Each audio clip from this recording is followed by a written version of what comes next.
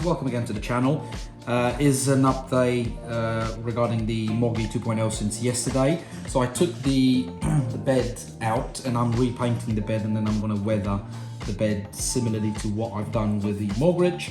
However, I have decided that I'm not going to weather the cabin for now, at least, because I do actually like this particular green color. So I'm yet to decide, but for now I'm going to leave it as it is. Once I finish the bed, I'm going to put the bed back onwards and have a look at how it looks, because that's the way I normally do stuff. I do in increments, I do bits by bits, and then I kind of play it by ear, if that makes sense. So the paints I'm using for the bed are a Flat Earth, a Tamiya Flat Earth FCX24 brown, and then I'm gonna paint the fixings in black with X1 Tamiya acrylic paint.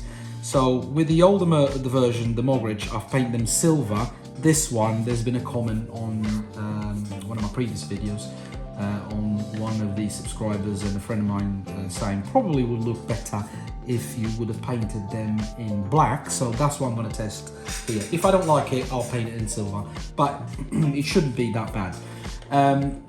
I have taken, just quickly going on how you take stuff apart. So the bed, there's 4 screws for the bed, and then there's 4 extra screws for the cabin. And the 4 screws for the bed are there, and there. And the ones for the cabin, if you can see them, there's one there, and these 2 up front, and then the cabin comes out. However, having said that, be mindful that the electronics are positioned underneath the cabin, and some of the wires are run through some parts of the cabin, so you won't be able to take the whole shebang out like you do with the bed unless you switch off some of the wiring in order to do so. When it comes to the tires, I have noticed, similarly to what FMS has done with the FCX18, the new version, they've softened the rubber of the tires for about 30%. I've seen elsewhere. I'm not sure if they've done to the same extent as these ones, but I can guarantee, feeling these tires when compared to the older version, these are much softer than the older version tires. And I've made a comparison yesterday, didn't film it, trying to go over an obstacle, particular obstacle that I've put up in Legos in the living room, and these gripped far better than the older version did. Obviously, taking into account that the portal axles, the fact that this is a 1-speed gearbox, could have played slightly into that, but I can assure you that these tires on this new Mogi version are far softer than the previous ones.